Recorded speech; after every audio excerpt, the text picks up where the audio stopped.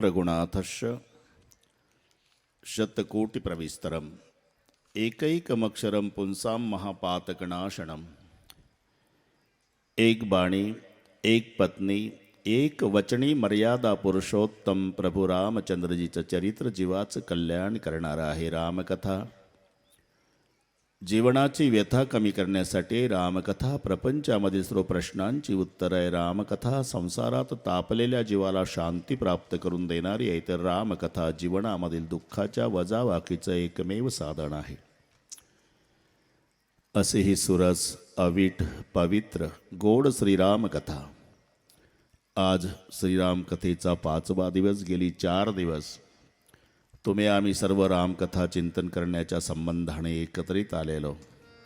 स्वर्गीय केंद्रे साहेब यांच्या 10व्या पुण्यस्मरणार्थ मनीषाताई, अक्षय भाऊ त्यांचा सर्व परिवार या परिवाराच्या वतीनं घडवून आलेला हा दिव्य आणि भव्य असा सोहळा मला मिळालेल्या निमंत्रणामुळे गेली 4 दिवस तुम्हा सर्वांच्या दर्शनाचा झालेला लाभ या संबंधाने उपस्थित सर्व महात्मे मंडळी, पूजनीय सूर्यकांतजी महाराज, बंडूदेव महाराज, बसलेल्यात बरेचसे महाराज, प्रथमतः येथील सर्व महाराज मंडळीला मनोभावे वंदन, वारकरी मंडळीला नमस्कार, आई बहिणी वडीलधारी मंडळी, लांबून आलेले जाणते पारमार्थिक श्रोते आणि या सर्वांच्या एकत्रीकरणानं कार्यक्रमाला लाभलेलं सौंदर्य। आपण कालपर्यंत कथा श्रवण केलेली आहे भारद्वाजजीच्या आश्रमामध्ये। एक रात्र विश्राम प्रभूचा, रात्र संपली, प्रातःकाळी स्नानादी कर्म आटोपलं आणि अति नम्रतेनं रामचंद्रजी भारद्वाजीला म्हणाले, बाबा जाने का रास्ता बताओ। मी परवा उल्लेख केला, रामचंद्र प्रभूंनी 3 ऋषीला 3 प्रश्न विचारले 14 वर्षाच्या वनवासाच्या काळात। एक प्रश्न विचारला वाल्मिकीजीला, एक प्रश्न विचारला अगस्तीजीला, एक प्रश्न विचारला भारद्वाजजीला। अगस्तीजीला राक्षस मारण्याचे मंत्र विचारले, वाल्मिकीजीला राहण्याचं ठिकाण विचारलं आणि भारद्वाजजीला रस्ता विचारला। मंत्र अगस्तीजीलाच का विचारले याचं कारण रामचंद्र प्रभूला समुद्राच्या पलीकडचा वैरी मारायचा आहे आणि रावण समुद्राच्या पलीकडे आहे।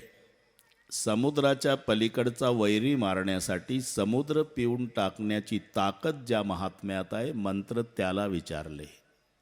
अगस्तीला विचारले मंत्र राक्षस मारण्याचे, अबसो मंत्र देव प्रभू। वाल्मिकीजीला राहण्याचं ठिकाण विचारलं याचं कारण ज्यांच्या तपाचा प्रभाव पशुवर झालेला आहे। वाल्मिकीजीच्या आश्रमामध्ये गायीच्या मानेवर वाघ मान टाकत होता, मोराच्या पायात साप फिरत होता, सापाच्या फणाच्या सावलीमध्ये दुपारची विश्रांती उंदीर घेत होता। असे पशु वैरत्व विसरले होते। एवढा प्रभाव ज्यांचा पशुवर आहे त्या वाल्मिकीजीला राहण्याचं ठिकाण विचारलं। रस्ता भारद्वाजजीलाच का याचं कारण आहे, भारद्वाजजीचा आश्रम त्रिवेणी संगमावर आहे, गंगा, यमुना आणि सरस्वती। गंगा ही भक्ती आहे, यमुना हे कर्म आहे, सरस्वती ज्ञान आहे। ज्ञान, कर्म आणि भक्ती या 3 मध्ये ज्या महात्म्याचा हातखंड असतो, साधकाने रस्ता त्याला विचारायचा असतो। एकात निपुण असणाऱ्याला जर विचारलं तर तो त्याचं महत्त्व सांगेल, बाकीच्याची उपेक्षा करेल। ज्ञानामध्ये निपुण असणाऱ्याला भक्तीचं विचारा, तो म्हणणार आहे उसमें क्या रखा है, ताली बजाना कीर्तन सुनना दुनिया में ज्ञान श्रेष्ठ है। कर्मामध्ये प्रवीण त्याला विचारा तर तो बाकीच्याची उपेक्षा करेल, कर्माचं प्राधान्य सांगेल। म्हणून ज्ञान, कर्म आणि भक्ती या 3 मध्ये ज्याचा हातखंड असतो, साधकाने रस्ता त्याला विचारायचा असतो। नाही तर रोडच्या काठाला बंगला, बंगल्याला दारं आहे, दारं मोकळी आहे, दाराच्या महत्त्वाच्या दारावर लिहिलं आहे अंदर जाओ। एकानं तेवढंच वाचलं ना आत गेलं। पुढं लिहिलं आहे आगे बढ़ो, पुढं जिना होता, ऊपर जाओ, वर गेलं. पुन्हा लिहिलं आगे बढो, तिथं एक जिना आहे, नीचे उतरो, खाली आलं. तिथे बोर्ड होता, पिछे मोड, उलटं फिरलं, जिकडून आलं तिकडे निघालं. बोर्ड होता आगे बढो, पुन्हा बोर्ड होता आगे बढो, पुन्हा बोर्ड होता आगे बढो. असं करीत तिथं आलं ज्या दरवाजातून आत गेलतं. त्याच्या पाठीमागे मोठ्या अक्षरात लिहिलं होतं, इधर उधर काय को भटकता है, बाहेर निघलो. तेवढं वाचलं पुन्हा रोडवर आलं. एका एकाला एक एक विचारलं तर काही पदरात पडत नाही. म्हणून ज्ञान, कर्म आणि भक्ती या तीनमध्ये ज्याचा हातखंडा त्या महात्म्याला रस्ता साधकाने विचारायचा. म्हणून रामचंद्रजी रस्ता विचारतात भारद्वाजीला, बाबा जाने का रस्ता बताओ.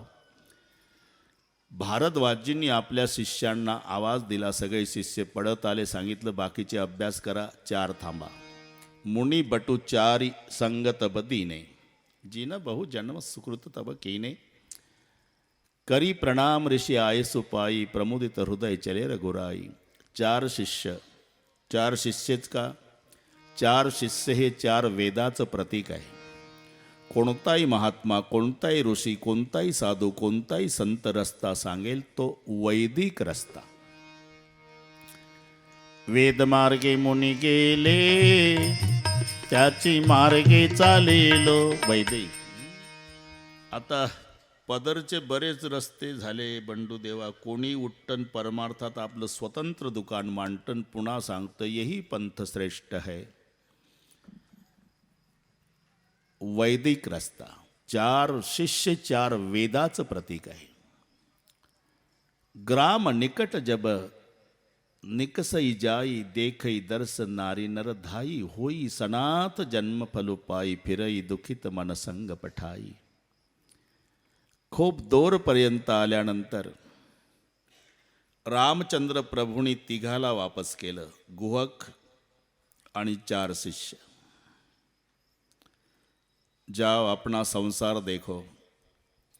गुहकाच्या डोळ्याला धारा लागल्या. और 4 दिन सेवा करने दो महाराज, जंगल की पूरी जानकारी मुझे है. आपकी झोपड़ी बनेगी, निवास हो गया मालिक का, मुझे अच्छा लगेगा तो मैं स्वयं चला जाऊंगा जी. और 4 दिन नहीं, मुझे 14 साल रुकना है. गुहक जाओ संसार देखो. तिथून गुहक आणि 4 शिष्य वापस येतात. आता प्रभू, सीता आणि लक्ष्मणजी कसेही चालत नाही. मर्यादा पुरुषोत्तमाची कथा आहे, आपण लक्षात घ्या. सर्वात पुढे रामचंद्र, त्यांच्या मागे मागे सीतामाई आणि सर्वात मागे लक्ष्मण.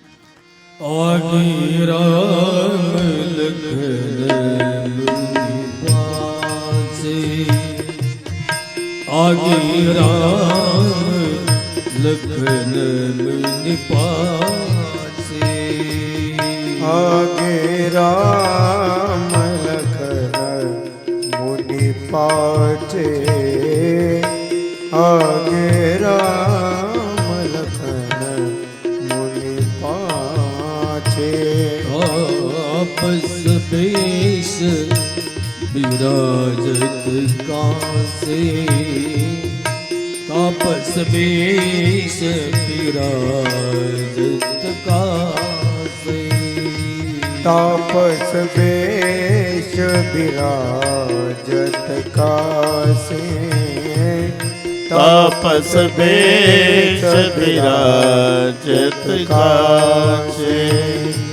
उभय बीच सिय सोहति कैसे, उभय बीच सिय सोहति कैसे. उभय बीच सिय सोहति कैसे. उभय बीच सिय सोहति कैसे.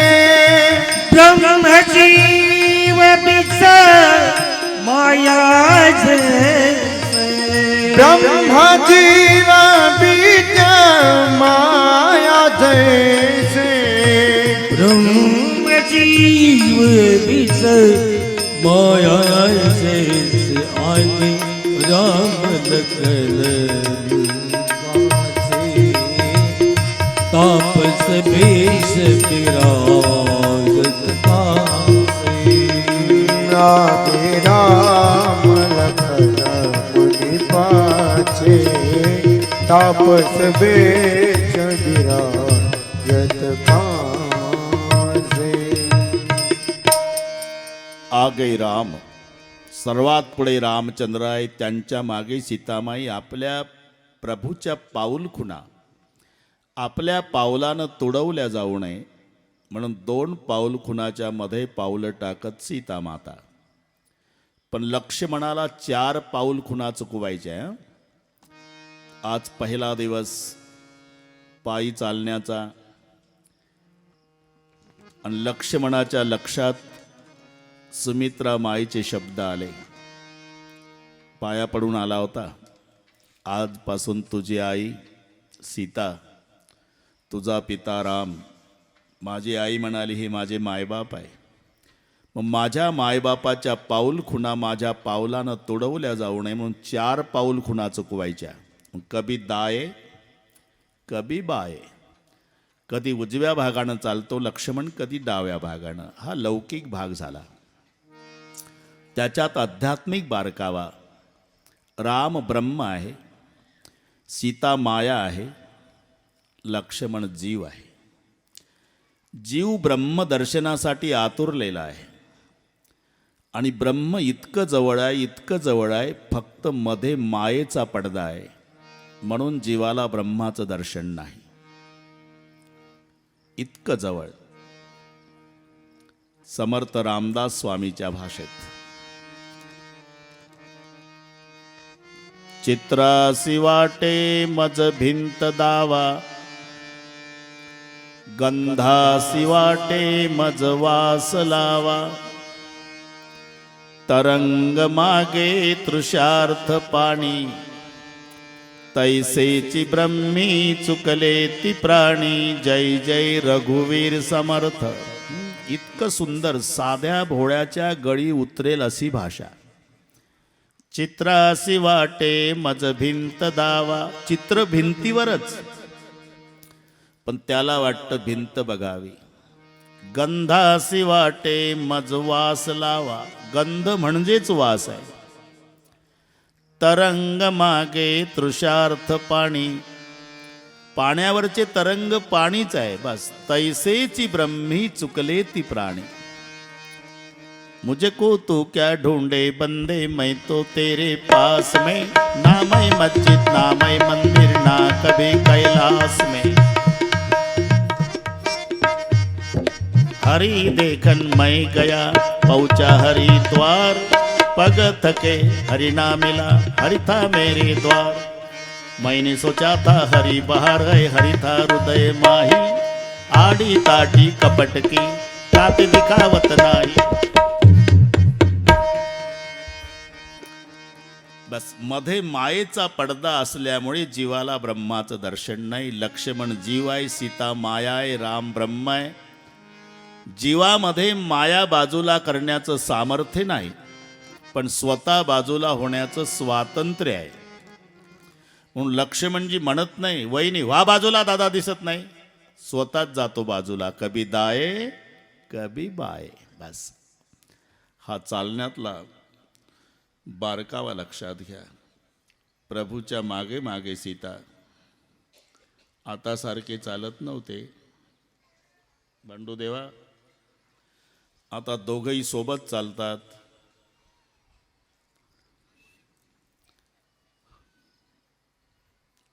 पुन्हा एकमेकाकडे पाहतात, आहे का?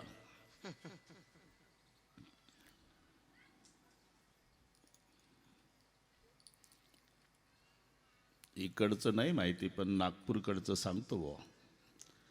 47-48 वर टेम्परेचर. जूनचा पहिला आठवडा. नुकतंच लग्न झालं. तिच्या मैत्रिणीकडे लग्न होतं. याच्याजवळ 2 सुटकेस दिल्या. शबनम त्याच्याच गळ्यात लटकवली. छोटीशी मनी बॅग घेऊन मॅडम पुढं, हे हमालासारखं मागं. घामानं भिजलं. येत चला. हो येतो चला. ती म्हणाली अजून अर्धा तास वेळ आहे गाडीला. माझ्या मैत्रिणीचं क्वार्टर आहे रस्त्यात, ते 10-15 मिनिट भेटलं चालेल? चालेल चालेल, हे सुटकेसवालं. असं करता करता ते रोडच्या काठालाच क्वार्टर होतं, ती आत गेली. आता लग्न होऊन 15 दिवस झाले होते, याचा ती परिचय नाही, तिची मैत्री नाही, ती आत गेली. आणि हे सुटकेस हातात घेऊन शबनम गळ्यात घामानं भिजलेलं सफारी घातलेलं, आता येईल मॅडम, आता येईल मॅडम, आता येईल, जशी भिकारीन वाट पाहते भाकरीची तसं बघ अंगणात बाहेर. आणि तिच्या गप्पा रंगल्या मैत्रिणीसोबत 15 मिनिट हसून गप्पा चालू आहे. तिला माहितीच नाही हमाल बाहेर आहे. मैत्रिणीचं लक्ष गेलं. अगं किती वेळ झाला, बिचाऱ्याला उभं केलं, सामान आत घेऊन काय आहे त्याचं देऊन टाक, मैत्रीण म्हणाली. मग हिची ट्यूबलाईट पेटली. थांब, तुला काय वाटलं स्टँडवर आणलं काय ते? मग परिचय करून देते. Mister Ramesh, come here. आलं. दिस इज माय मिस्टर, सुबह बहुत अच्छा चाय बनाते. परिचय. कालाय तस्मै नमः. लक्षात घ्या कथा यासाठी. रामचंद्रजी पुढे आहे, मर्यादा पुरुषोत्तमाची पत्नी मागे मागे चालते. सगळ्या 550 झोपड्याचे गावं असतील त्या आदिवासी लोकांचे. त्या महिला, मुली, म्हातारे 100-200चे टोळके गावाच्या बाहेर येऊन ते स्वरूप पाहायचे. जन्मात हे सौंदर्य त्यांनी पाहिलं नव्हतं. राम लखन सिये रूप निहारी, राम लखन सिये रूप निहारी.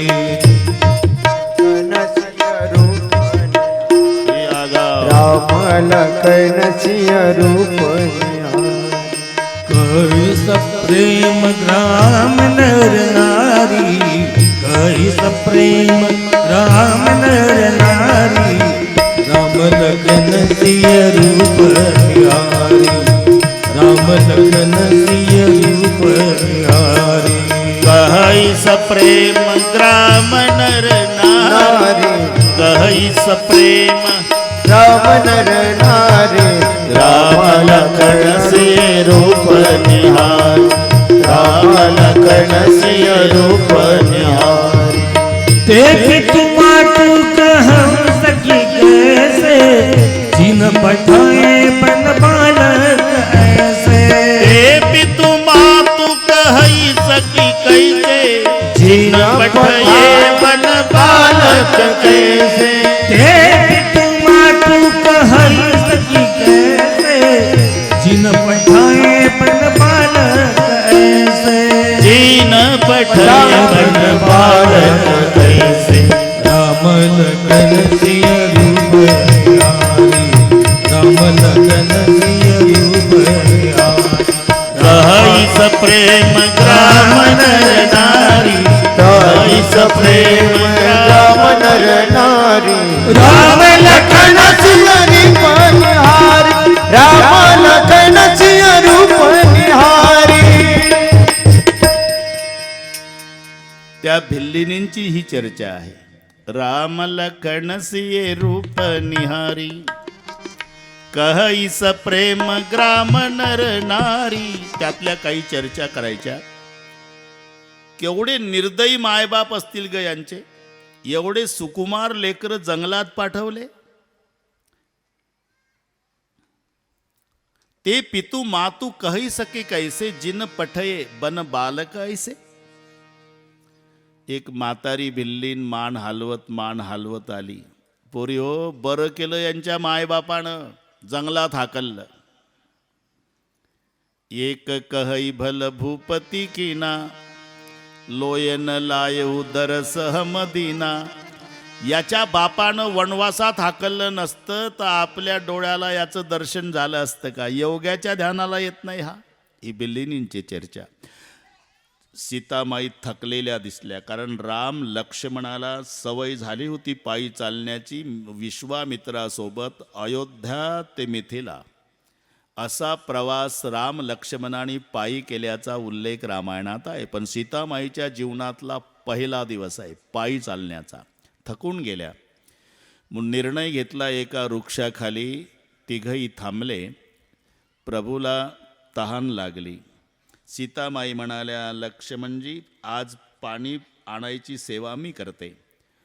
मग सीतामाई तो पानाचा द्रोण मोठा नदीपात्रात उतरल्या. नदीपात्र कोरडं पडलेलं होतं. कुठे कुठे डबकं साचलं होतं. तिथे पिण्यायोग्य पाणी मिळवणं ही गुराखी लोकांना कला अवगत असते. त्या शेजारी एक खड्डा करायचा असतो नदीत. मग ते गढूळ पाणी फेकायचं, खड्डा थापटायचा, पुन्हा फेकायचं, थापटायचा, फेकायचं, थापटायचा आणि बऱ्याच वेळानं निर्मळ पाणी मिळतं.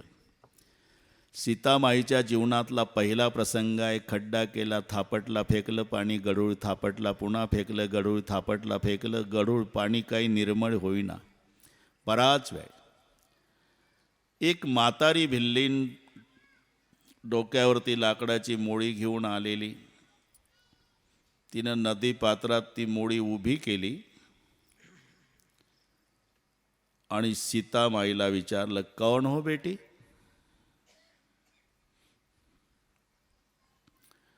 हो, ते त्यांना तिकडे बसवलं चालेल, खूप चांगलं होईल.